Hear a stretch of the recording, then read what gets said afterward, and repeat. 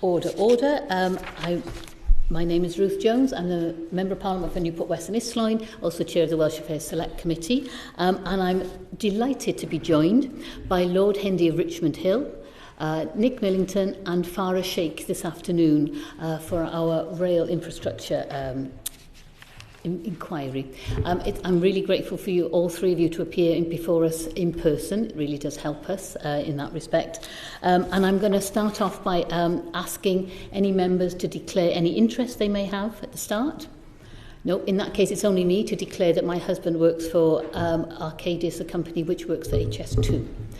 So that's mine. Then this session is an opportunity to explore the UK Government's ambitions for the rail network in Wales, the shared priorities for all rail infrastructure of the UK, and what government has agreed with the UK Government has agreed with the Welsh Government, and also the extent to which those government priorities are committed to, if you like.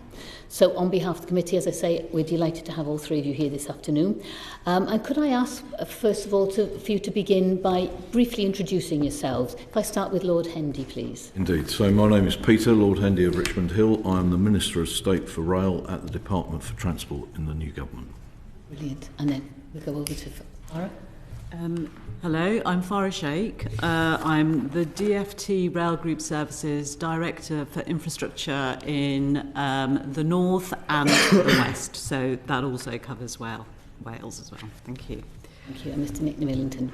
Hello, I'm Nick Millington. I'm the Route Director for Network Rail and I cover Wales and Borders as a route. Thank you. Thank you very much. That was brief and excellent. Can I start maybe by asking Lord Hendy, can you describe how the government is going to improve the rail network in Wales? We've obviously had a lot of issues over the last years, and I just wonder what you see as the bigger picture in terms of going forward. So I would think it might be a common understanding, at least between us and the committee, that Wales has not fared terribly well in railway infrastructure investment in the last few years. I think that you and the committee will have seen the exchange of correspondence between the Welsh Cabinet Secretary and the Secretary of State for Wales and the Secretary of State for Transport. That followed a meeting where I was present, and it was agreed that the joint endeavour of both governments would be to focus on railway infrastructure investment that delivered in line with both governments' targets, better connectivity that drives growth, jobs and housing. So the truth is that Wales has not had a decent share of that investment in the past. So agreeing which of the priorities are at the top of the list is a good thing to do. In the run-up to a spending review, which will decide the next 3 years' government spending, then actually having a common view between the two Secretaries of State and the Cabinet Secretary for Wales is a pretty helpful thing to do. So I'm expecting this afternoon to talk about those major priorities with the proviso that pending the spending review and a very difficult financial situation that the government inherited, there aren't many commitments that can be certain for the years beyond 25-6 other than what gets in the spending review.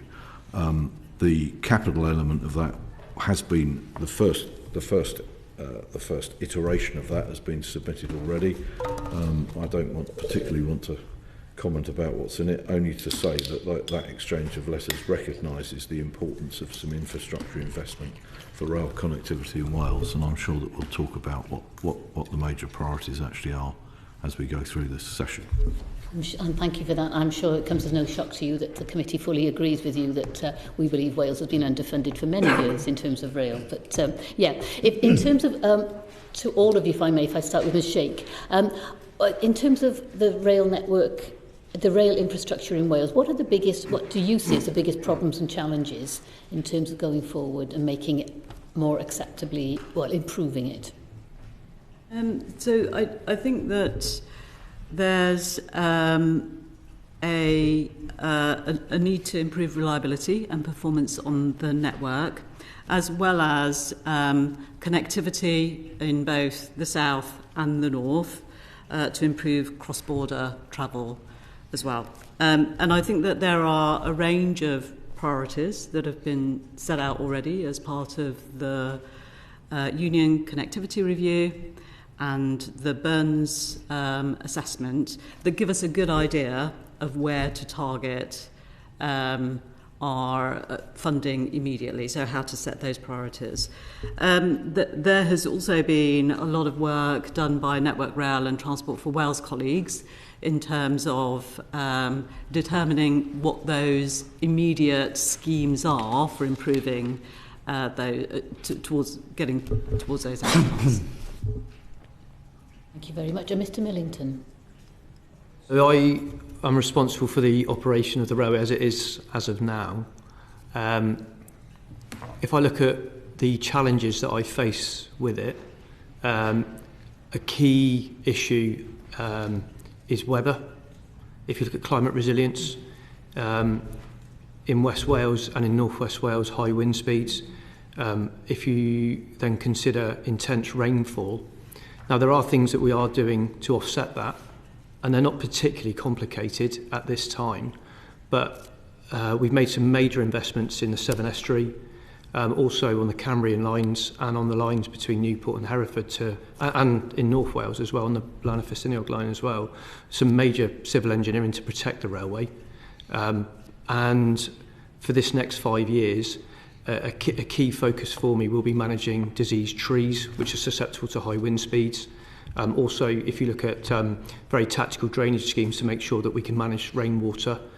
So that's been a focus for me, and it continues to be a focus for which we're funded through this control period. And then over the last 2 years, working with Transport for Wales, when I arrived in Wales and Borders in 2022, the rolling stock fleet was an ex-British Rail fleet. The quality was not particularly brilliant, and the reliability the same. And the work that we've done collaboratively now to upgrade the timetables to integrate the core valley lines at Cardiff Central. And I travel across Wales and Borders often, and it's rewarding to see now that significant investment in rolling stock and the timetables is now bearing fruit. So it's been hard work, but it's been a pleasure now to see the fruition. It's not complete yet, but the passenger quality and offering is improving. There is always more to do with infrastructure reliability. We've got some very talented railway engineers in Wales and Borders. I'm blessed with that. And we've devolved some of the decision making into Wales and Borders. And we're busy now with infrastructure reliability and looking to provide fixed infrastructure that works. Okay, thank you very much. And Lord Hendy, looking again at the problems, I mean, obviously your review report was a couple of years ago now.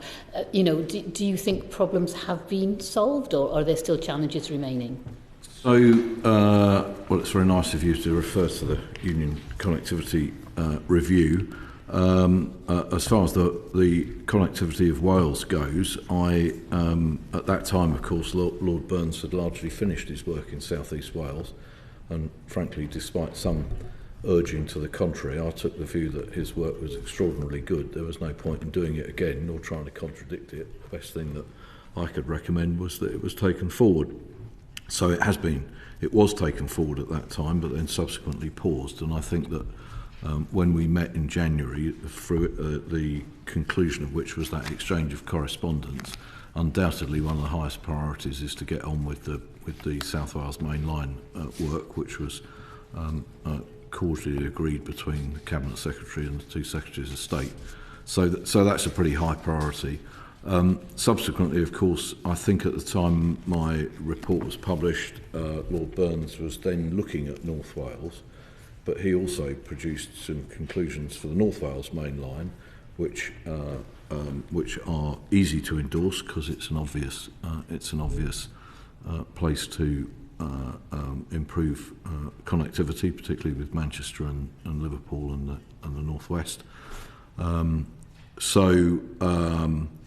That was, I'm not sure it was derailed. There was a bit of a hiatus. The Network North, the rather hopeless document produced at the end of the previous government's life, which included within it a rather specious commitment to electrify the North Wales Main Line. Since there was no specification and no money attached to it, you couldn't take that seriously. But we did agree again between the Cabinet Secretary and the two Secretaries of State that the North Wales Main Line capacity on the North Wales Main Line is an urgent thing to pursue. And if you want to get into detail, I'll have more to say about that. Then the third thing I'd say is that Wrexham Bidston and the connections to Liverpool are also a very high priority, and there's some pieces of work to be done on that. So I think that broadly speaking, the conclusions of the UCR have been carried forward into this government's policy, but some of which there's been a bit of a hiatus for the last 18 months or so because of the legacy of the previous government. And clearly they feature highly on the joint wish for spending review, but that process has to come to a conclusion, obviously, before we know what the outcome is. Thank you very much. I'm sure, no doubt that we will probe further on the North Wales issues in a minute. But before I go on to Andrew Ranger, can I just suggest, as it's a warm room today, if people would like to remove their jackets, it's their protocol. They're perfectly capable of doing so today. Thank you very much. And now I'll move on to Andrew Ranger. Thank you. Welcome all, and thank you for coming today. Just want to probe a little bit further, if I may, to Lord Hendy on some of those comments you were just making. So the Secretary of State for Transport has said that the government should prioritise the proposals around the North and South Wales main lines and the Wrexham to Liverpool line that you've just been talking about. And not to dwell too much on precise words, but is that different to saying that the government will prioritise them? Well, I think the practical outcome is what comes out of the spending review. Yeah. As I'm sure you know, that rail enhancements do feature in the spending review. They're bound to. So I'm not sure that I can quite get the semantics of the differences of what you're saying. If they're high priority, and we agreed they're a high priority, I think both the Secretary of State and I would hope that enough comes out of the spending review to continue to pursue them. But obviously the Chancellor has many things to prioritise, and the international events of the last few days won't have escaped anybody in this room either. So we have to make the best case we can and see what the outcome is. Right. Okay. Thank you. And again, you just referred to in your answer before about the transport commissions for North and South East Wales, and obviously your own UCR review. So again, it's a little bit on the same question, really. You know, can the public be sure that those recommendations are going to be delivered? They can be sure that we're strongly in agreement they're the right things to do, and I'm smiling a bit, but they do of course feature in the department's bid for the spending review, but I don't know what the outcome is. Okay. But you know, they're very consistent. I didn't need to do any of the work that Terry Burns did again. He perfectly well justified his proposals on the basis of effectively connectivity driving growth, jobs and housing. So that's a helpful start, you know. But we'll have to see, because the Chancellor has to balance many things. Yeah. Okay, thank you. And again, also, you did just recently refer to the very out-of-date and spurious estimates for the electrification of the North Wales main line from the previous government. And therefore that announcement, when they made it, carried very little substance. Can you sort of tell me a bit more about where you think that the assessment of that project lies in the immediate future now? Well, my recollection, because you know, I was the chair of Network Rail for 9 years, is that there was no estimate for the electrification of the North Wales main line in the time that I was the chair, dating back to 2015. I think the last estimate was done in the early 2010s, and that proposition was not accompanied by any visible funding, so I think it has to be disregarded. But look, the important thing is that actually we as the government recognise the case for enhancing the levels of service on the North Wales main line, the extra stations and the connectivity it will produce on the South Wales main line, the importance to connectivity of Wrexham Bidston, and you can take it from me that they are the top priorities that we've talked about, if only because I've discussed them over a number of years with Ken Skates, and I've discussed it now with both Secretaries of State. So that's what we're aiming to do. And the fact that those projects, there is an outline business case for the South Wales Relief Line. We know what needs to be done on North Wales coast to increase the level of service. I think we're getting to the place where we know what needs to be done on Wrexham Bidston with the cement works. So those, you know, you're not speaking to people who've got no idea what they want to do. If somebody funds them, we're pretty clear what we need to do. That's great. That's really good to hear. And you know, I represent Wrexham, so many of those are really important to the people in my constituency and close by as well. So that's good to hear. And finally, again to yourself, Lord Hendy, in North Wales, the government has obviously prioritised the North Wales main line and the Borderlands line that we've talked about. But the North Wales Transport Commission has talked about the Cambrian line, the Conway Valley line, and the Shrewsbury-Wrexham-Chester line. You know, can you give an assessment about where they are? They're obviously a bit lower down the priority from the sound of it, but... Well, I think maybe one of the things that we should say is that what Nick described was the execution of his element of the 5-year operations, maintenance and renewal funding that goes to Wales and the Borders. And of course there have been some significant improvements on those railways. Certainly Shrewsbury to Chester had a significant line speed improvement and renewals. Yeah. The Cambrian line, we've paid a lot of attention to the signalling in order to get the new trains to run. And Journey time reductions. Yeah. Indeed. And on the Conway Valley line, well, I mean, between what he spent in his time doing that job and what was spent previously, I think the thick end of 35 million's been spent on the resilience of it, to the point at which actually it's a lot more resilient to the perennial flooding issues from the River Conway than it has been probably ever since it was built. So we haven't ignored any of those things, and we know that the connectivity between north and south on the whole of the line between effectively Chester and Newport is important. But the reason I've concentrated on South East Wales, on the North Wales main line and Wrexham Bidston is that they're significant pieces of upgrade expenditure which would properly form part of the spending review, but for which the result would be notably different and better train services and new stations. That's the difference. Does that make sense? It does. Thank you very much. Did you want to add anything to that, Mr. Millington?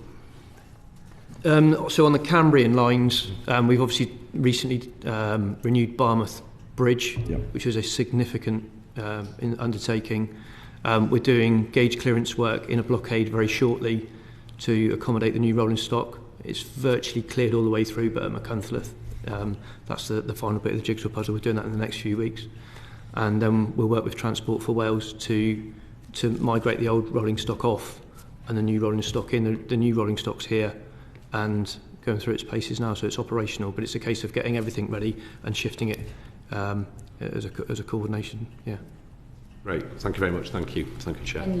Very briefly, just on what you were talking about there, Mr. Millington, in terms of the Cambrian line, and it's very good to hear that the work to prepare the line for the new rolling stock is progressing well. I don't know if you're in a position just to give us a rough indication as to the timescale we're looking at. Are we talking about months, or could it be even longer than that? It would be. I would suggest it would be longer than months. The introduction of the stock, I'm running it through to Birmingham New Street because it works in a pod and it goes up to Holyhead as well. So we started on Sundays running the new stock through from Holyhead through to Birmingham, which is the first part, and that's working now. And then we've got some infrastructure alterations to make. And then there are one or two ways to do the change. We're looking at probably late 26, probably 2027 at the earliest to swap the whole lot over. So yeah, that's an indicative timescale given you there. That's roughly when we might expect some of the newer rolling stock to be on services to Aberystwyth, for example. That's it, yeah. Thank you. So I'm returning back to South East Wales now because obviously I have a vested interest as Newport Western is flowing. And the last government allocated 2.7 million to develop plans for the 5 new stations. We know that's a drop in the ocean. And in terms of actually the plans and the relief lines and how we actually get all 4 lines working, for passengers and things, how advanced is the process? Because we've been talking about this for years now, and I just wonder, when are we going to see the new stations, and when can passengers actually get on a train and then go from one station to the other? That's what people want to know, really. And So the history of the investment so far is that the outline business case for the relief lines upgrade was actually finished in February 2022. There was no further funding by the previous government, so it was paused until late 2023, and then there was then authorisation to proceed to the full business case. The scheme design is now underway, and the full business case will be expected by the end of the next financial year, when a formal decision on delivery can be confirmed. And I mean, that sounds terribly slow. Certainly the intermission of 18 months didn't help. But actually, the whole history of railway projects, you've only got to look at the terrible report about HS2 to realise that actually you've got the right thing to do is to understand what you're delivering before you decide how much money it's going to cost, and then delivery will be to time and budget. So actually, that timescale's not wasted. Is there any more to say, Farron, do you think? I think that covers it. Yeah, thank you. Okay. And in terms of the Cardiff Parkway station is a case in point, for instance. So that was developed. We all saw the plans, and then it was called in by the Welsh Government. And so it's been a long delay. It's now back on track again. What would you think needs to be done to avoid these sorts of delays in the future happening to the other 5 stations, for instance?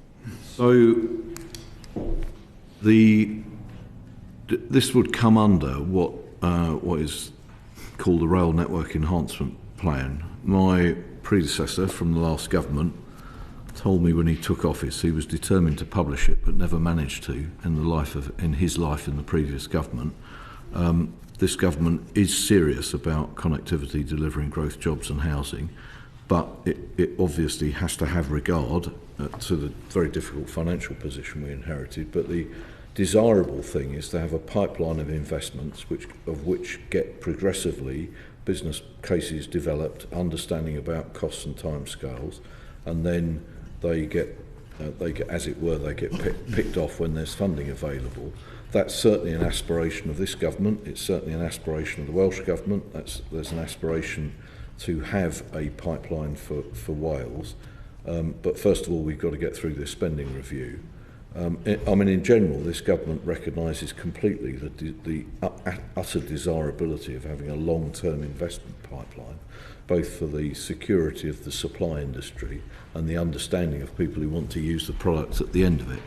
I think we are serious about that. There's a lot of work going on within the department, not just about Welsh schemes, but about schemes in England and Wales generally, in order that we can sort them out a bit. The way not to do it is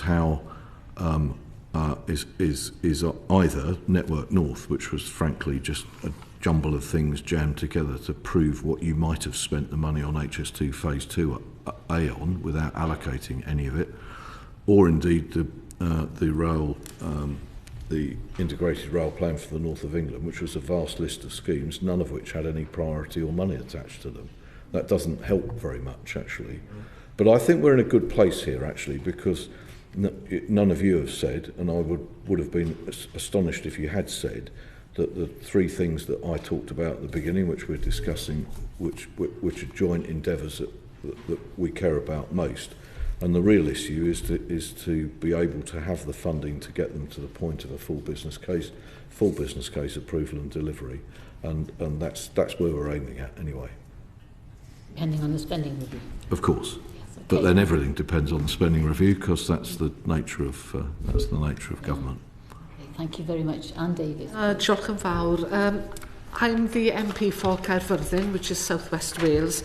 And as you've already noted, actually, and this is for the 3 of you, reliability is a factor. And personally, I tend to catch the train east of Swansea because of the unreliability of west of Swansea, especially late at night. And my part of Wales, the South West Wales, was not covered by either of the Lord Burns reviews. And can people of these parts of Wales expect any improvement in the rail network?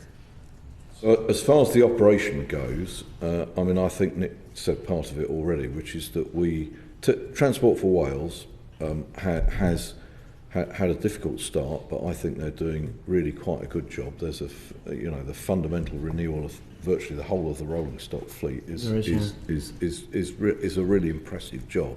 and it will bring new trains to parts of the Welsh network for the first time for generations. Their operating reliability is pretty good, frankly. I think you're maybe more talking about Great Western, who have had driver issues, especially on Sundays, for several months. It is currently a bit better, and we are pressing them on that. But of course, we all recognise that actually you can talk about the future as much as you like, but if people don't regard the railway as being reliable in the present day, they don't care much what you say about 5 and 10 years hence. They think you're no good because you can't run a decent service.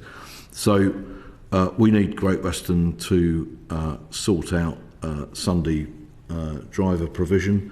We need the railway to be reliable, which is a factor of both of all of operations, rolling stock and infrastructure on a regular basis. I think TfW are doing quite well, at which point I'll hand over to Nick to talk about. He's closer to it and he's also got the infrastructure. Thank you. So we are currently re-signalling the line of route from Port Talbot to Carmarthen. We've got as far as Llanelli so far, and that's all commissioned. Myself, I visited the sites there a couple of weeks ago. We're now in the final throes of construction, and then we do testing, and then we'll do commissioning later this year. That will improve reliability. The infrastructure in that area is old mechanical frame signal boxes and electrical equipment from the 1970s. It's quite tricky to keep it going. So that will be, in terms of infrastructure reliability, that will be a step change in reliability from the signalling infrastructure. The track asset itself is in good order, so that's pretty good. The other issue that we get, I mentioned earlier on about high wind speeds. If you look at then diseased trees and vegetation, so line side management, again, we've worked with Natural Resources Wales. We're now busy removing diseased trees. We've done dozens of miles. We've recently been in a blockade on the Pembroke dock line, and we've cleared over 10 miles of line-side vegetation. That helps then when we get the high wind speeds, that you don't then have to restrict the speed of the trains when the wind speed exceeds 50 miles an hour. So we are clearing, if you like, the line side and creating habitat pathways in a structured way. That's very much work in progress now. The re-signalling work is underway. Also, ahead of rail reform, we have launched an initiative called Local Railways, and that is at the front line. That is track and train our people working together. We've got a local railway in Central and West Wales. The lead for that is a chap called Rick from Transport for Wales, and their tribe, if you like, the railway maintenance people, my maintenance people at Whitland, work very closely with the train crews at Carmarthen. So and building that local track and train culture, that's bearing fruit as well. So there are improvements that we are making now, and there are more to make. Henry Tufnell, please. Thank you, Chair. I just wanted to ask, because we've been talking a lot about investment and enhancement in the northeast and in the southeast, and I wonder whether there was a danger of a sort of a two-tier rail network that could emerge in Wales, and I was wondering what your thoughts were on that potential. I don't see that as a proposition, and I certainly think that neither the Welsh Government nor Transport for Wales would recognise that either. I mean, we've talked about those things a lot because they are where a relatively big investment will produce the most fruit in terms of the government, or both governments' aims in terms of connectivity driving growth, jobs and housing. But I mean, TfW, I think have done a good job in looking at the Welsh railway network and the Welsh transport network as a whole, and I don't see any sign that they somehow think that parts of it are less important than other parts. I mean, I'm cross with myself for failing to refer to Barmouth Bridge, for example, because I went down there with Kent Skates last summer and we unveiled a plaque, and we're really proud of that. If that bridge had got in the condition it was when that work started 30 years ago, the line would have shut. It would have caused a furore, but I don't think it would have been able to be afforded. And the same is true actually of the Conway Valley, frankly, which is that if we'd had the washouts that happened in the last 5 years in British Rail's time, they would have said we can't repair this. There's quite a good history of lines in the 60s being shut after large washouts, but that's not the case now. So I think that commitment is there for all of the parts of the network, including South West Wales. And I think if or when you get James Price here and Alexia Course, they'll tell you exactly the same thing. They're absolutely committed to running good services, good reliable services, and he's committed, well, he's not only committed personally, but he's committed organisationally to maintaining the infrastructure to deliver them. We've got a 5-year work plan of operational expenditure and then capital renewals. It's not prioritised in the 2 areas that you mentioned there. It is prioritised across the whole of the Wales and Borders network. Steve Witherden, please. Thank you, Chair. If I may, I'd like to hear from the whole panel. But I'll start with Ms. Sheikh, please.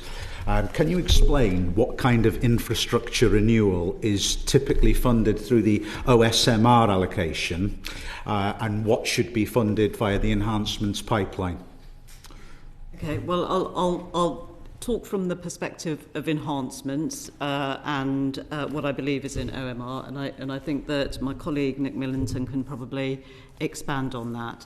So the enhancements portfolio funds those rail improvements that are outside of Network Rail's business as usual planned maintenance activities, and they're focused around improving performance, capacity, and a range of benefits for passengers and freight on the network.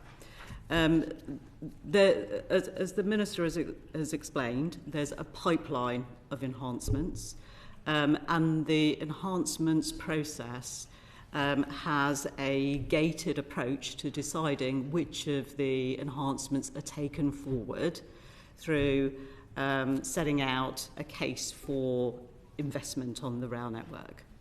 So in that sense, enhancements are a more discrete activity, decided not on a regional basis, but on a sort of whole network perspective, where a particular upgrade needs to take place to provide better performance in that particular area. Whereas OMR is planned in advance. But I think my colleague Nick could probably talk better about the plans around operations, maintenance and renewals. Well, I'll go to Lord Hendy next, if I may. And to bring it into focus, my seat has Rwabon Station in it, which is the second busiest of Wrexham's 5 stations. And we believe it's unique in the UK as being the only station where the northbound platform is cordoned off from the village, so you can only get to it from the southbound platform. There's no lift and there's no ramp. So in relation to getting the upgrades that station needs, what pot of money would ensure that was compliant with the Equality Act 2010? So Rwabon, sadly, is not the only station on the network with less than total accessibility, and because our network is the oldest in the world, it's thousands of stations, many of them are not accessible. So the Access for All the Access for All programme has sought in the past through several successive periods and governments to give accessibility to stations on the network. It's been run as a bidding programme, and indeed the last government, just prior to the election, announced 50 stations, which looked, if you didn't look at the small print, as though they would all get done. But when you looked at the small print, they were 50 stations selected out of hundreds, which would be taken to the next stage of feasibility to see what such a scheme would cost.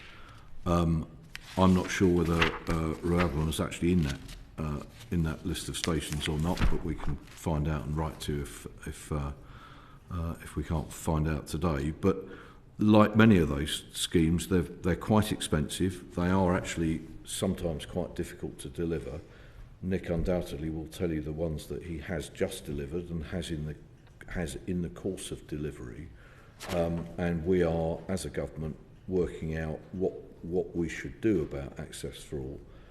I mean, I think I must have spoken to probably getting on for a quarter of the members of the Commons since last July, all of whom, if they haven't got an accessible station, would like one.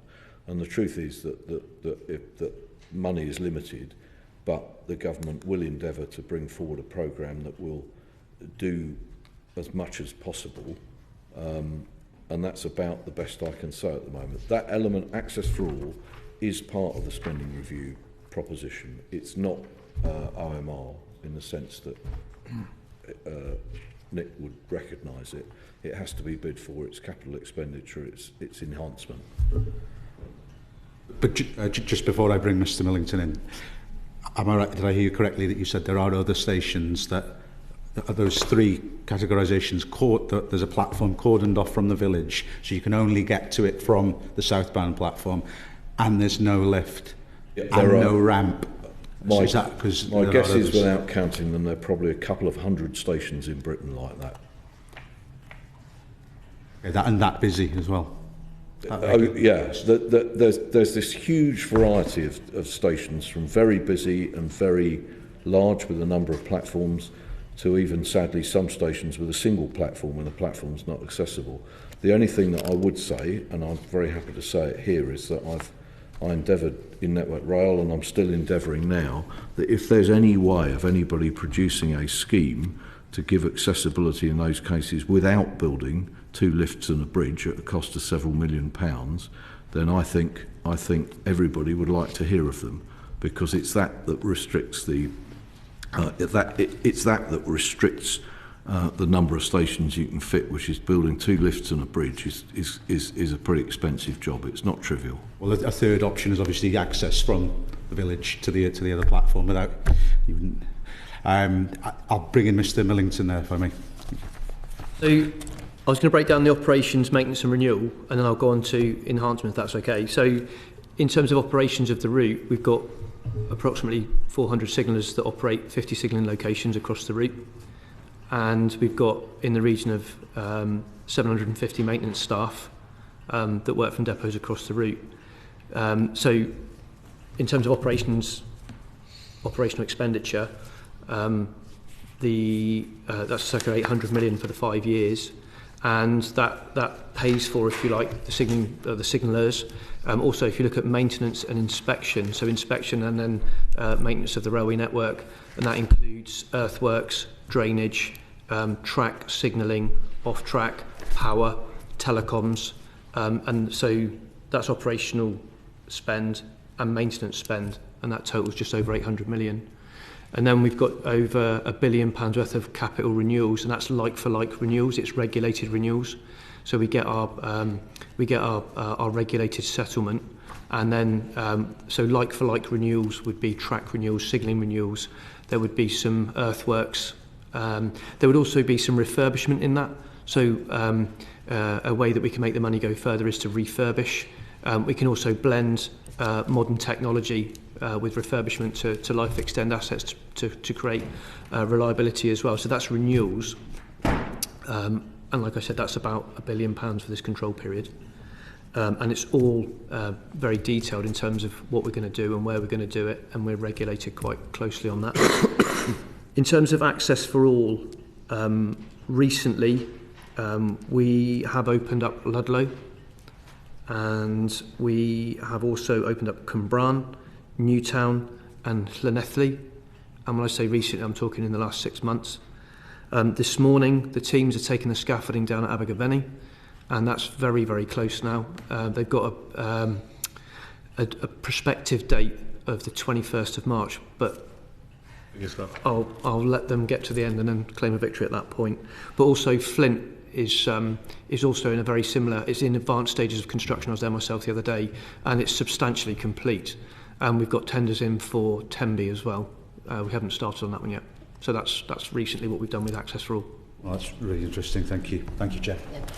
And Lake, please. Thank you, Chair. Mr Millington, you mentioned in your opening remarks just some of the challenges that you're facing in terms of the resilience of the network due to severe weather events. And I was just wondering whether you could elaborate just briefly on whether the increased expenditure on fixing damage caused by severe storms, flooding or so on, in any way makes it difficult for Network Rail to fund some of the planned maintenance and renewal work under the OSMR budgets. In other words, does fixing storm damage and other damage caused by severe weather detract from your ability to fund other plans?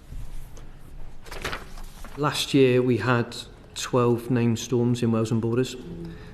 The preparation for those storms, weather forecasting is a lot better, thankfully, and our preparation for, in terms of infrastructure readiness, is a lot better. And but nonetheless, a decent storm. Darrow was a particularly notorious one where we had the red weather, the warnings. It ravaged the railway for 2 days, and it took us about 3 or 4 days to clear up. So there is naturally a distraction when that happens. In terms of how we're funded, we continue to invest in intelligent and remote infrastructure that will help us, rather than going doing, putting people out and doing inspections and things like that. We can use technology to understand, has the weather done damage, is the railway fit for reuse straight away. We've got a fleet of 10 four-wheel drive vehicles that can go on railway infrastructure, and we can now very quickly get the railway back open again. So we're adapting for the conditions. And a lot of the resilience work that we're doing with trees and drainage we're funded for, and it's necessary, and we're getting on with it. So that's good. I don't know where climate's going to take us fully, but we've got climate adaptation work. We've done some significant work in terms of civil engineering, the Severn Estuary, also Blackbridge near Welsh Pool, and there's a number of other locations where we've spent a considerable time and effort but it's basically civil engineering to make the railway much more resilient to climate change. It does cause us issues with the kind of delicate balance. Do you run the service or don't you run the service? That's a judgment call. Yeah. Weather forecasting is really helping us do that, and the technology. And also we've got, in our control office in Cardiff, we're getting a lot cleverer at now being much more targeted with our risk mitigations. So it's not blanket approaches to restrictions. So I feel like we're getting much better at dealing with the challenges that we've got now, and we've got plans to make the railway more resilient. But in the future, the climate adaptation workshops that we're doing right now will kind of describe the sort of investment or compromises that we're going to have to take. Yeah, that's very, very useful. And just on the point you mentioned about the resilient spending, you made an example earlier of the 10 miles of track from Pembroke that you cleared from trees. Yeah. Is that something that is a new pattern or way of working in terms of making the track more resilient or adding more gap either side of the railway? Is that an example of where you've changed some of your maintenance practices to try and make the line more resilient? So I would say in Wales and Borders there was always a plan to manage the line side. What wasn't accommodated was ash dieback. So ash dieback, we've got 40,000 trees that are in various stages of decay and disease. And so if you look at how we were funded in previous control periods to manage line side habitat corridors, the resource wasn't, and the competent resource that we've got that do that work were diverted onto literally taking down trees that the wind would blow down in front of trains. That's been quite tricky. That's created a backlog. We've got £52 million in this 5 years. It's important that we don't waste it. We've got a method of work now in terms of licensing with Natural Resources Wales that is helpful now. It's taken us a while to get to that. And as I speak here now, we're busy on the Central Wales line from Shrewsbury down to Swansea. And we are restoring the line-side habitats, as it were, and clearing the diseased trees. We've recently spent £1 million on Wrexham to Bidston, and we've now got, in the next 4 years, 600 miles of the route planned, dated, in terms of maintenance, if you like. It's quite heavy maintenance, but that's our plan, yeah. So we are dealing with a backlog, but we are getting on with it. Would it be your hope, because it sounds as though there's quite a lot of work both in required in response to storm damage, but also just making the lines more resilient to climate change and severe weather events. Do you anticipate that you'll get more in the next control period to try and meet some of these challenges and the backlog that you mentioned? So I guess it's the same as we will make a bid for what we need to run the railway to a certain level of serviceability, and we will do our best to justify everything we possibly can with the knowledge that we've got. It's likely to be, it's from what you're saying, it does sound as though you will need a little bit more resource just to deal with all these tasks. So maybe I can help you more generally, because I was still at Network Rail at the time when the control period funding for 2024 to 2029 was agreed, and within it is a very substantial increase in the level of funding for what Nick describes, line side and drainage and so on. That's in the light of clearly evidence of climate change. It's in the light of one or two quite serious accidents that have been had about, and it's in the light of previous lower categorisation given particularly to drainage and line side. And I'm really pleased to hear what he's saying, because that for me is evidence that actually the submission we made to ORR for a much larger balance of that funding to be applied to items like drainage and line side as a consequence of climate change, he's actually describing to the effect of doing it, which is brilliant, because actually without it, I mean, without dealing with this ash dieback,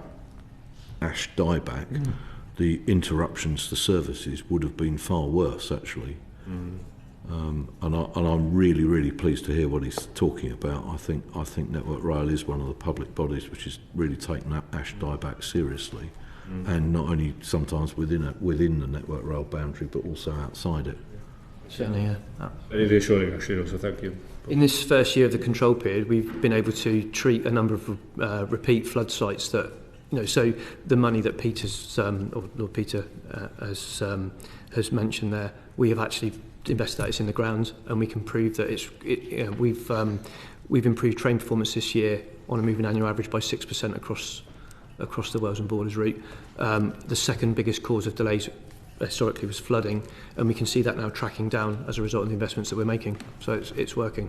My last trip on the Cambrian line was not only to unveil a plaque at Barmouth Bridge, which is good fun with the Cabinet Secretary for Wales, but also to look again at Black Bridge, which is just on the eastern side of Mahuncliffe, where the renewal, actually the bridge wasn't renewed, but the track was raised it was lifted by some 6 to 8 feet in order to stop the perennial closure of the Cambrian main line every time that river got above the mark.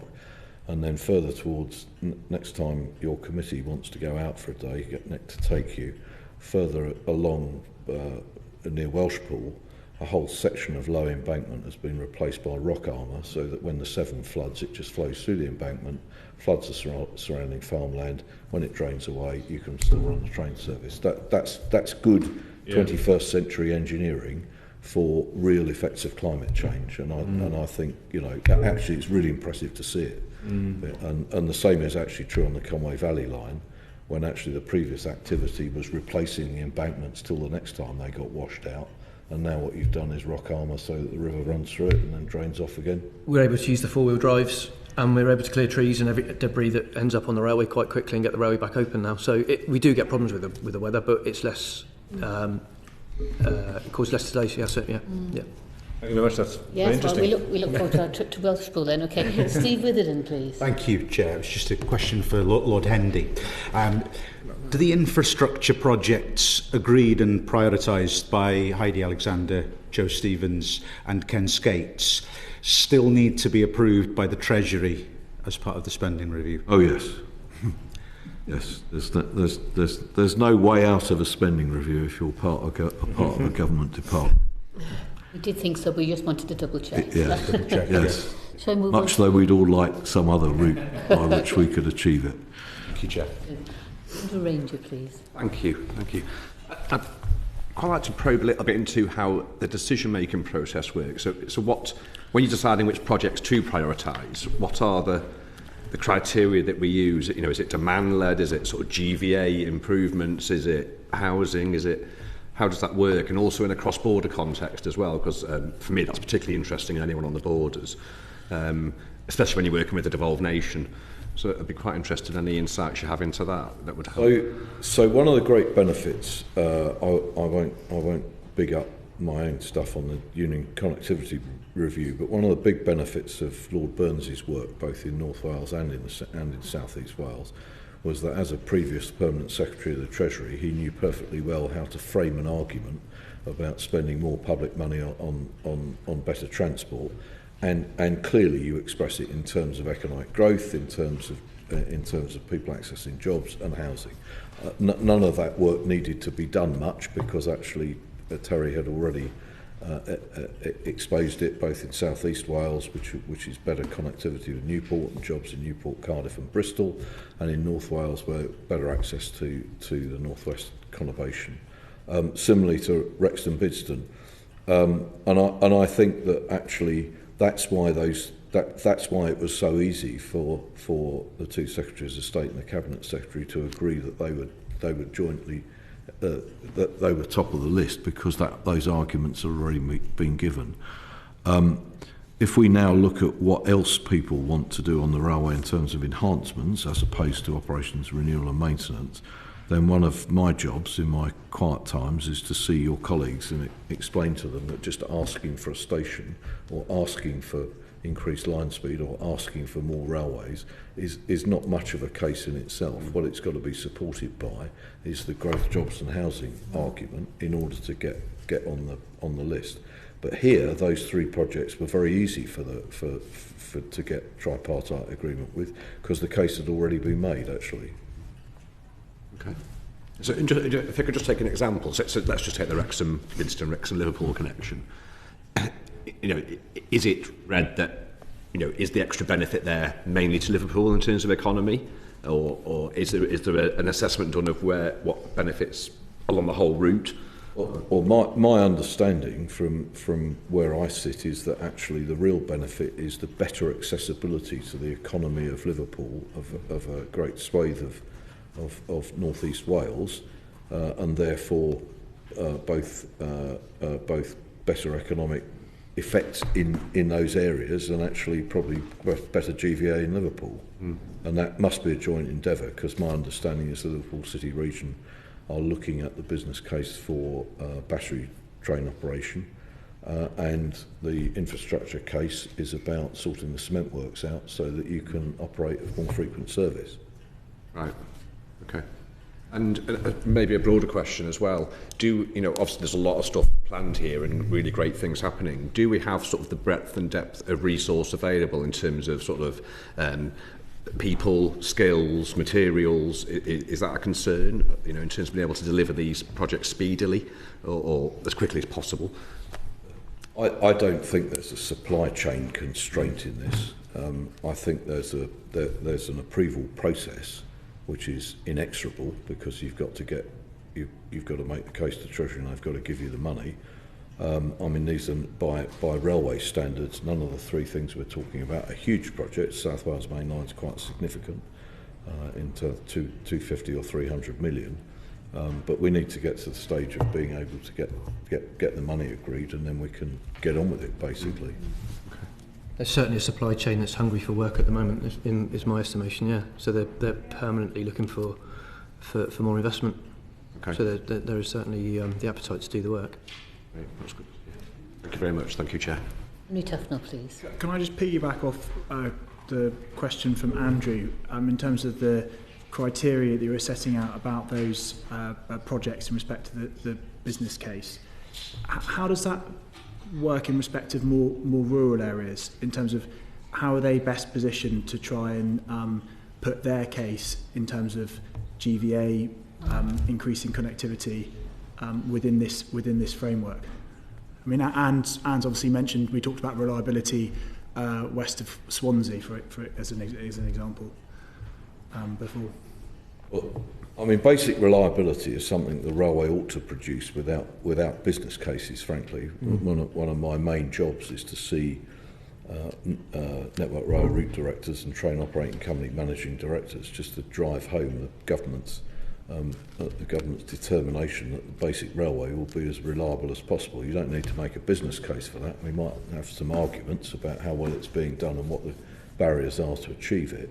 In terms of enhancements, I mean, I think wherever you are, it has to be expressed in terms of growth, jobs and housing, maybe also the sustainability and social coherence. But I mean, this government is absolutely determined to have economic growth, without which we're not going to get out of the funding difficulties. So it can't be a surprise. Now, I mean, the mitigation to that is that schemes in rural areas are not likely to cost billions of pounds. They're likely to be smaller schemes, but ones that you hope would be justified.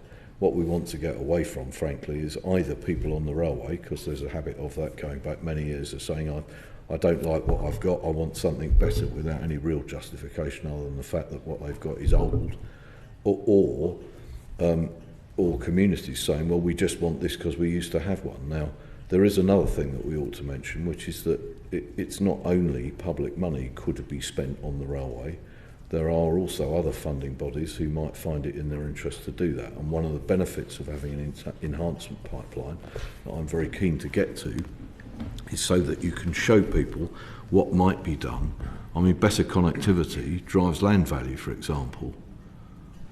You know, I would say to you, next time you go into Birmingham New Street from the south, if you look at the horizon of Birmingham, the real scandal of HS2 is that all those people who are now building large office blocks and residential developments, and the land that they're on, are all going to make a sackload of money on the back of HS2 without putting any money in the first place.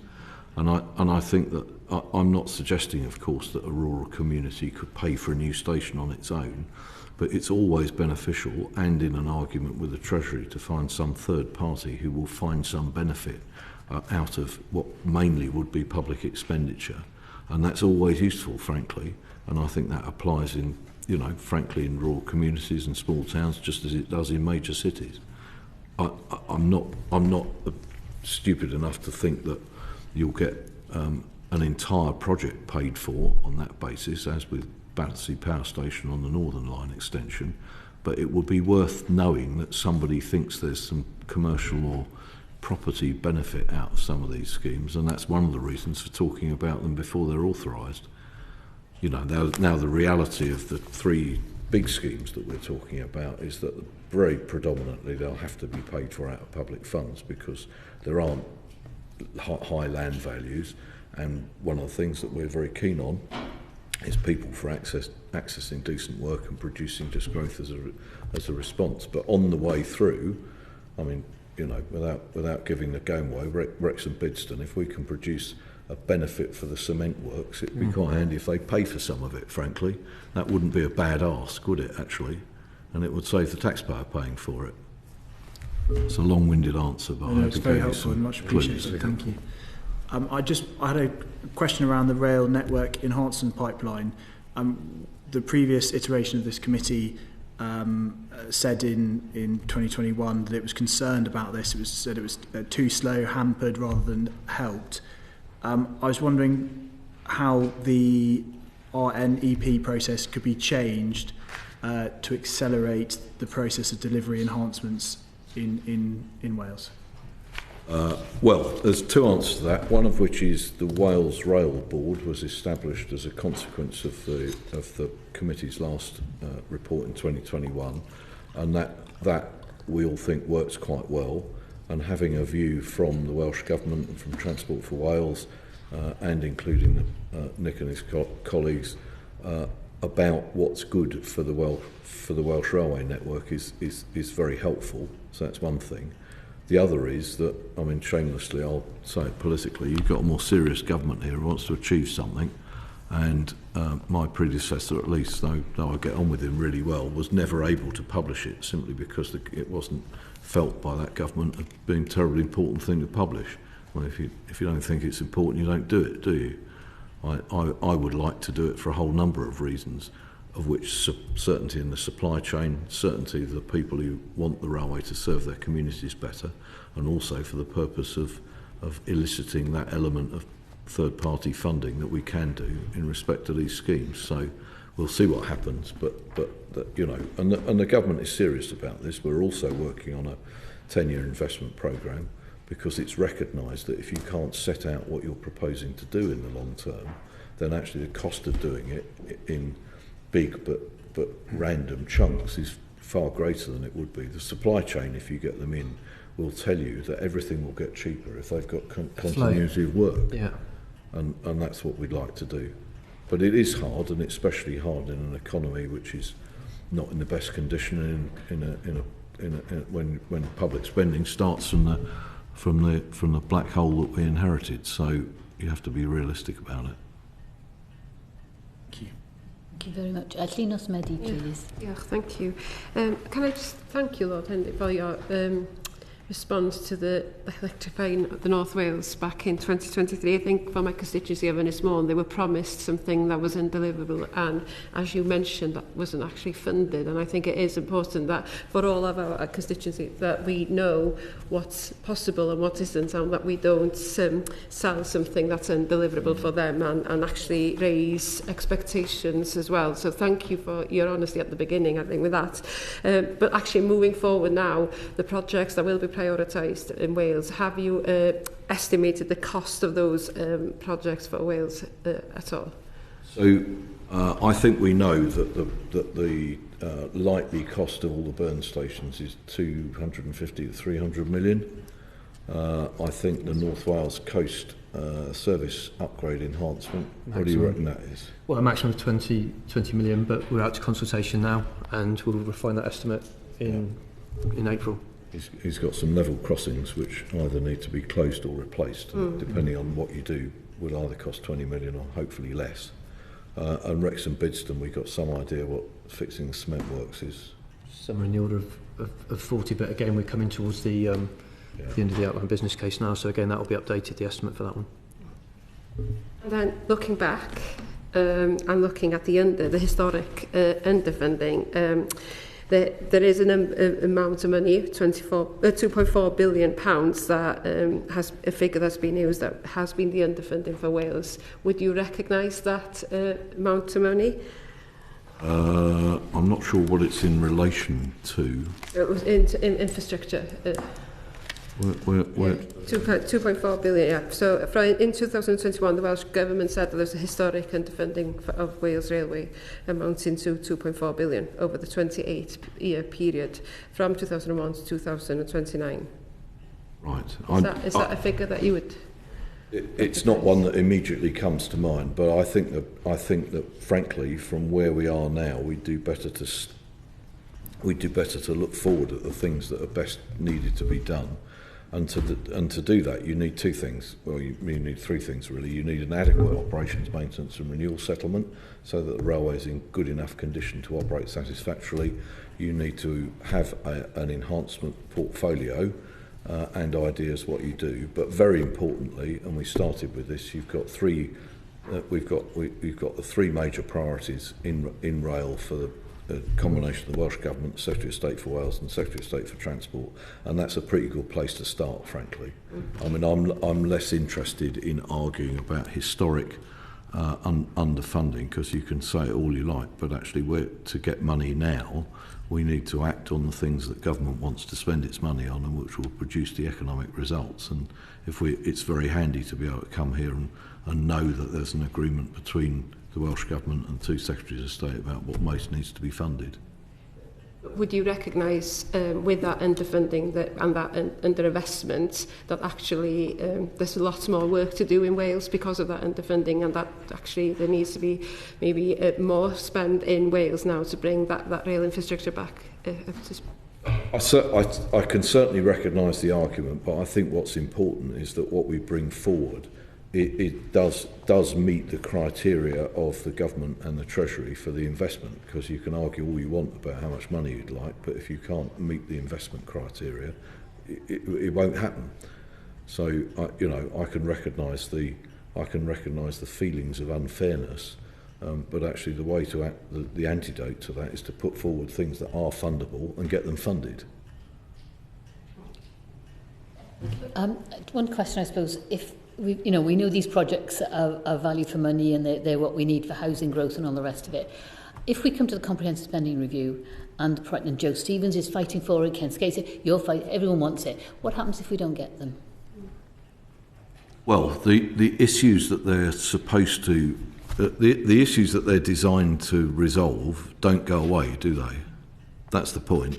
So, you know, I mean, I can say it now, I don't know how it will get reported, but it seems to me unfeasible that everything that every government department puts forward will be funded through the spending review since the Chancellor discovered such a huge hole in the economy and there's so much to do.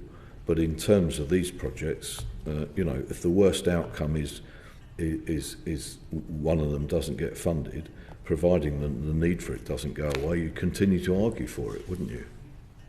I would, certainly. Yeah, you know, that's why it's really important to have them funded, to have them founded on a real proposition for growth, jobs and housing, because that won't go away, will it, actually? But that's the compelling case that you want to put it forward to make it successful.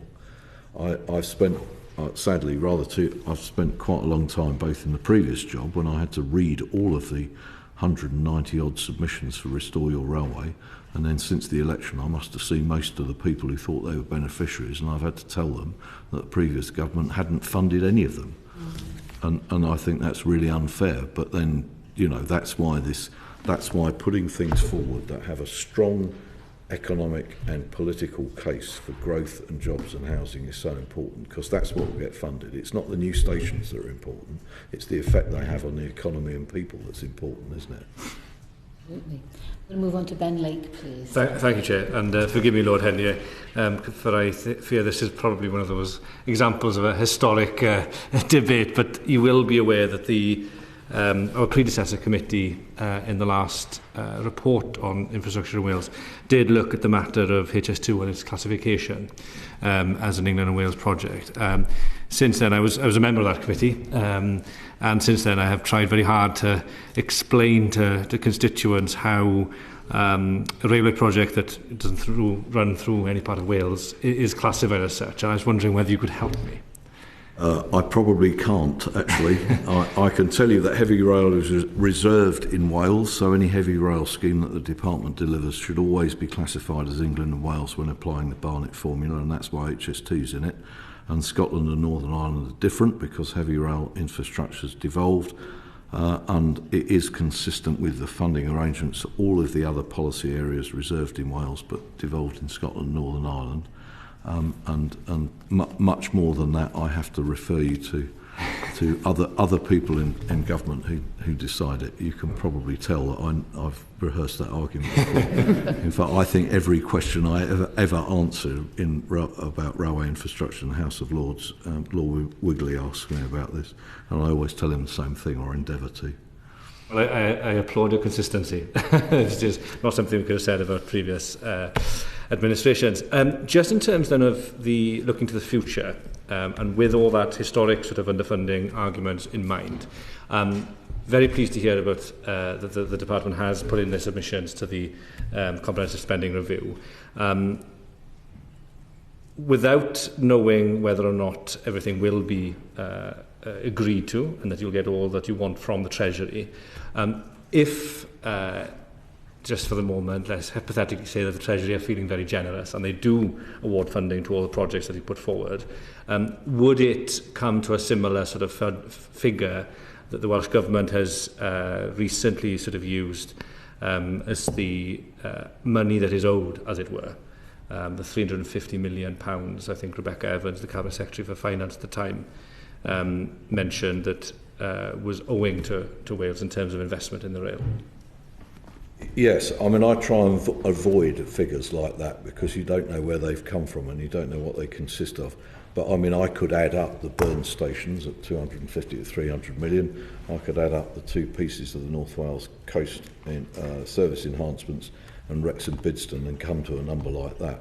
But I don't think that helps you. What helps you is the strength of the argument about what they'll deliver for the economy and the people who are affected by better connectivity. I think that's a better way of doing it. I mean, of course, there has to be some geographical balance across the country, but I think I don't think you should rest easy, but you should be very confident that every argument conceivable about all three of the schemes, Terry Burns rehearsed in the course of his work, which means that the arguments are very strong. Thank you. Inos Mehdi, please. Just to follow up on the first part of that question, are you more persuaded by the case of devolving rail infrastructure to the Welsh Government now than you were maybe when you were giving evidence back in 2021 to this committee? So I think one of the benefits of... So there's quite a lot to say on this subject. One of the benefits of the Wales Rail Board, which the committee did recommend then, is that actually the collaborative working that I think Nick's described some of, and in particular the work that he's recently done on sort of combined local railway management has borne a lot of fruit actually. And I've never been a particular enthusiast on behalf of the taxpayers of Wales for devolving railway infrastructure further, simply because actually it's not ownership that's important, it's its condition and its use. And frankly, I don't know what James Price would say if he was here, but I bet he's pleased that he didn't have to spend 35 million on the Conway Valley line over the last 10 years to keep it going, because actually those are the sorts of risks involved in owning railway infrastructure. I think where we've got to in Wales is a very good operational position, which is the Wales Rail Board, the collaborative working between Nick and Transport for Wales. I think they've got a really good service specification and an understanding about what the best transport network is for Wales, and I also think that probably, well, I think I know because James told me, but I did warn him before they took over the Valley lines. I said, I'm sure, I don't know why you want this lot, but you're welcome to have it. And so it proved. A collection of old Victorian coal railways have proved to be quite difficult to put into good condition.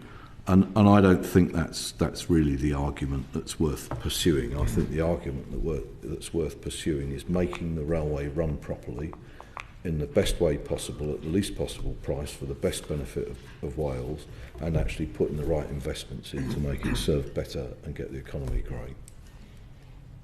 Just to come back on that, so you mentioned that amount of money that has been spent recently, but obviously the underinvestments for decades now also has that impact. So I think it needs to be recognised that the underinvestment of money coming into the infrastructure in Wales actually has been challenging as well.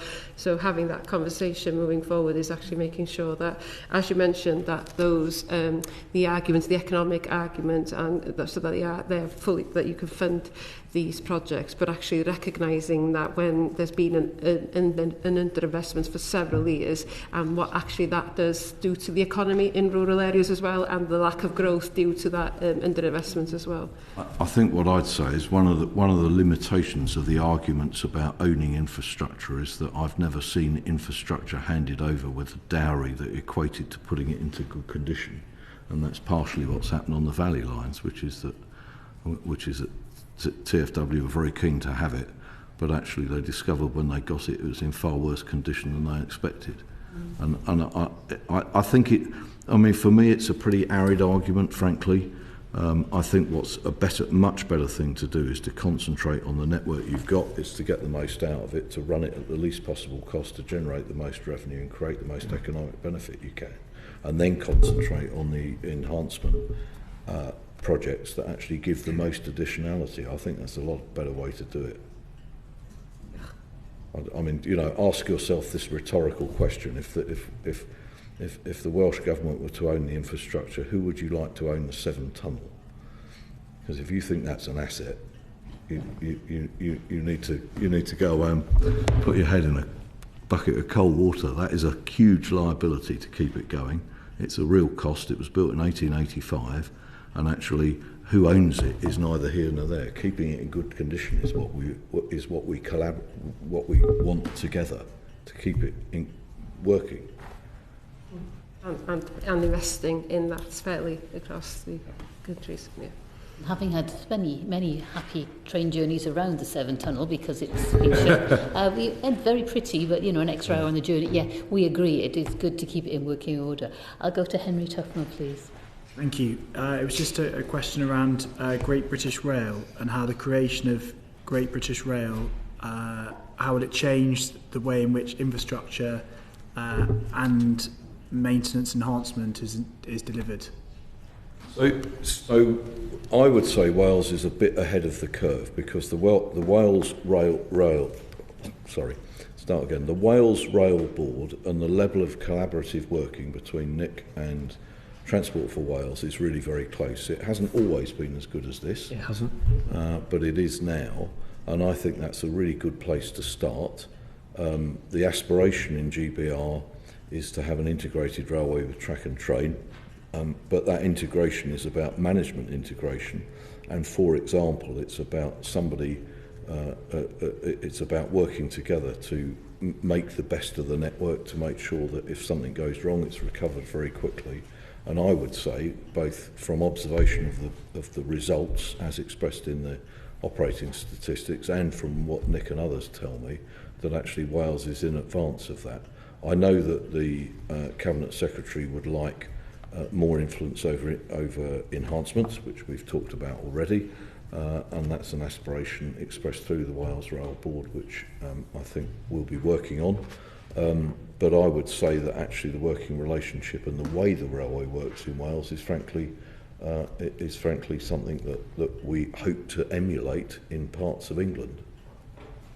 We've got examples now where, a good example is the Cambrian lines, where we've got the blockade work where we've collaborated with Transport for Wales to bring the cost of capital renewals down.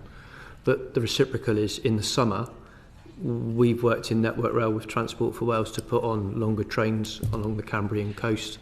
So but if you empower the local people to work together and take the red tape away and the kind of organisational transactions, they create a railway that's cheaper, the yield is better, or the net subsidy is lower, and the problems that hinder them in running a better railway, they solve. And we've got multiple examples of that in West Wales. We've launched the local railway in North Wales, and we're focused on a number of areas there. And we track jointly net subsidy per passenger, operational efficiency, capital investment efficiency, and the money goes further. The money's not taken away, it just means we do more things with it with regard to capital renewals.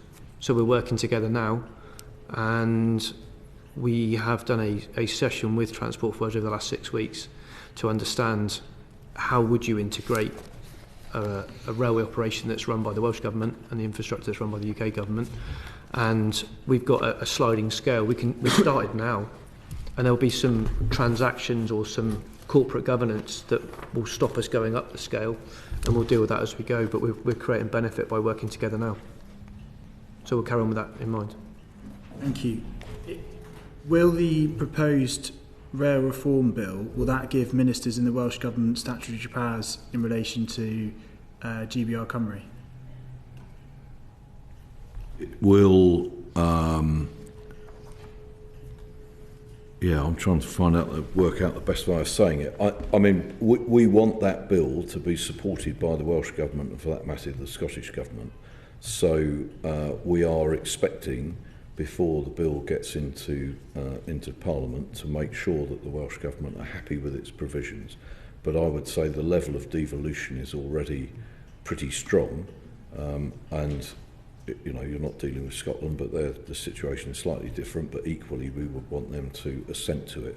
The important thing about devolution in the forthcoming Railways Bill is the additional inclusion of English combined authority mayors who need the railway to better serve their communities in terms of growth, jobs and housing, and that's the particularly important statutory addition to the Railways Bill. But I think that the process that Nick is describing, I'm expecting to continue. I'm expecting that the Welsh Government will be happy with the bill before it enters Parliament, because why would we introduce it if it weren't? And that anything that they think they need through the bill will be given to them as part of the bill. Thank you very much. Anne Davis, please. Can I ask Farah, if that's okay, can you explain the responsibilities of the Wales Rail Board and its role in delivering infrastructure and enhancements? I will if I can find the right page in this. Can you do it? I'm happy to answer that question. So the Wales Rail Board is a collaborative board that actually has already done some really good work between the Department and Welsh Government and Network Rail and Transport for Wales to identify and agree a set of priorities for investment into Wales. And that is around the schemes we've talked about earlier. And there has been, the Rail Board has overseen the development of initial business cases for those schemes. Going forwards, the Rail Board is developing proposals to strengthen its role within the rail network enhancement pipeline process. And proposals have been tabled. We're working through that now to understand that following the conclusion of the spending review, how that Rail Board then takes decisions around the prioritisation and progression of the Wales schemes through the RNET process. Thank you.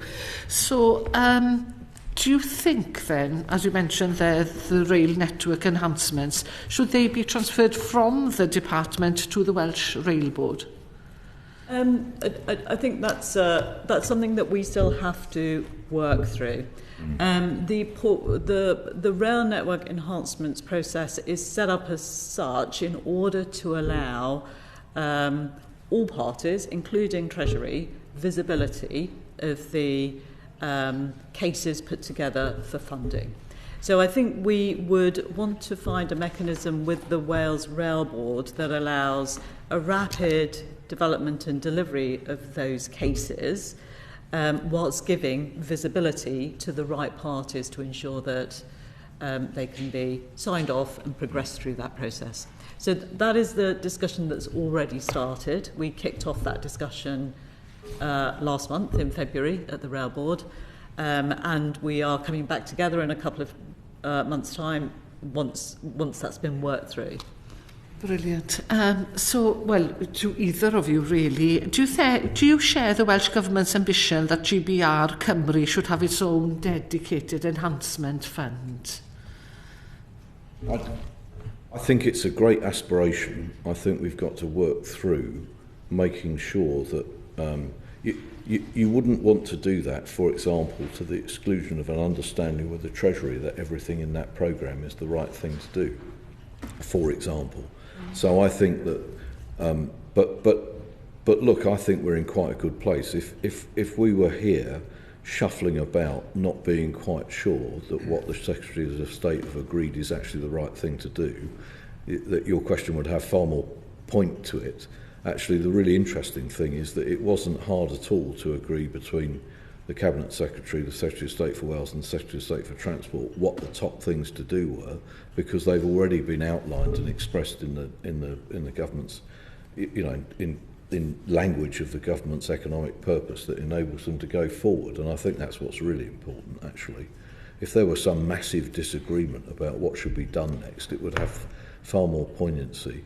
I completely understand the desire of the Welsh Government to have a strong level of control, but actually on the railway itself, which is a rather railway boundaries don't respect national boundaries, as you can see from the line between Newport and Chester, which crosses the border about 18 times. So the best thing we can do is to work together to have a really good common understanding about the best things to do, and then make the best arguments to get the money to do them. And I think that's, in my head, that's more important than the semantics of who owns the programme. We haven't got a piece of paper between us about the importance of those three projects. That's what's important. And there is a bit that I should have said earlier. There is an aspiration for Nick's part of Network Rail to be stronger and have stronger self-determination. I can tell you from my previous job that he's been busy grabbing power from various parts of Network Rail so as to make his job both easier to do and more and produce greater outputs, and I expect that process to continue because that's the right thing. very much. And Ben Lake. Just on one of the points you mentioned there, Lord Hendy, the current iteration of the priorities that have been agreed by the Wales Rail Board, of course, you could argue that they were simplified and facilitated by the fact that a great deal of work had been undertaken, both in terms of your own review and the Burns reviews, so that it was a lot clearer as to what the priorities would mean and what they'd look like. Looking further to the future, once these priorities hopefully will have been given the rubber stamp from the Treasury and the comprehensive spending review, in future rounds when we come to decide on what the priorities should be, is there not a danger then that you could have more of a disagreement between, say, Welsh Government and Secretaries of State? It's hypothetical, I appreciate, but under those circumstances, could the argument for a dedicated fund be strengthened? So I think the real mitigation to that is the competence of Transport for Wales, which has established itself as a really strong body looking at multimodal transport across the Welsh nation. And I think that I've got a lot of respect for both the board, for Scott and James as the chief executive. I think they do a really good job. I think some of the work that they're looking at to do for connectivity of north-south across Wales is really good, and I know that there's work going on about the future of bus franchising, for example. I think the result of that is that they'll continue to produce very strong, rational economic and cases based on growth, jobs and housing, because that's as important in Wales as it is in England and the whole of the United Kingdom. So I don't see that conflict occurring in the future, because I've got a lot of faith that where TfW would then like to invest will be consistent with the ambitions of the UK government, and I can't see it would be any different. If it weren't a good body, well, we might shuffle about and not quite tell you, but it is a good body and it's doing a great job, and actually from that point of view it's very, very likely to have recommendations for further investment, which the UK government would find very easy to sign up to. Okay, that's reassuring. You know, and I would hope that if Ken Skates and Scott, who's the chair of TfW, and James were here in front of you, I would hope that they would say the same thing. I'm pretty sure they would. Thank you. Thank you. And final question is Andrew Ranger. Thank you very much, Chair. Slight change of tack here. I'm quite interested in, obviously with all this infrastructure that we've talked about today, we're looking at, better services, better reliability, and all those other things that we've talked about today, spoken about. I'd just be really interested in what your assessment would be in the part that open access operators have to play in that. And could they be helpful? Are they helpful, or do they confuse the picture? I don't know, that's probably, perhaps Mr Millington, perhaps you're best placed to answer that. I may not be best placed to answer the question. My job is to make whatever instructions I have to run, and that's what I've made an effort in doing. So if you look at, for instance, we work closely with Grand Union when they won their access rights to Carmarthen. They're a train operator like any other. They've got contractual rights, and being, I guess, a bit nostalgic, I want to run a good railway. So I've worked with Grand Union, that are now obviously Lumo, to deliver what their aspiration is and their entitlement is.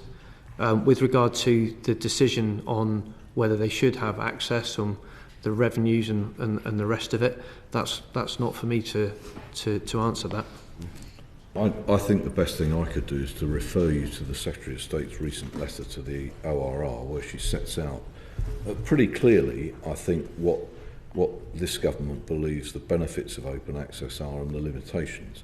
And of course, one of the things that concerns us is that the Treasury's subsidy to the whole of the UK rail network is far greater than it was before COVID, for example, and there must be some limits to how much existing revenue we want to see abstracted from the existing services. But we do also recognise that the open access services do bring new connections, new paths and new passengers.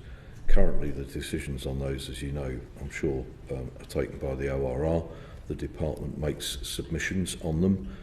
The ORR makes its own decision on its own statutory responsibilities. So open access has obviously benefited the railway, and historically there's some very good examples of open access. But the Secretary of State's letter was written in particular because there are a large volume of applications currently being considered by the ORR, and she wanted to make it clear what her view was, and also that she had to have regard to the Chancellor and the Treasury's strong desire to reduce the railway subsidy back to somewhere like it was pre-COVID, because that's a burden on taxpayers, frankly. Understood. Do you have anything to add, Ms. Sheik? No, I think that covers it. Thank you. Okay, thank you very much. Thank you, Chair. Thank you very much, and I just want to thank all three witnesses for attending this afternoon. And looking around our committee members today, we're all train users, so we all share your ambitions in terms of making sure that the passengers actually need to know which train they're using, just that it's a good train, it's got plenty of carriages, it runs on a track that's well maintained, and I think on that we all share the same ambition. So thank you very much for your time this afternoon. It's very much appreciated. Thank you very much. Thank you. Bring the session to a close. Order. I'm going